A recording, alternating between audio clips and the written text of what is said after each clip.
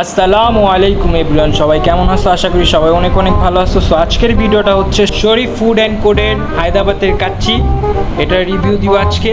So সবাই ভিডিওটা দেখো, অনেক এনজয় করি। গরিব দুঃখীদেরকে পাঠিয়ে দিচ্ছি আমি, গরিব দুঃখীদের আমার বার্থডেতে ওদের টিপ দিচ্ছি।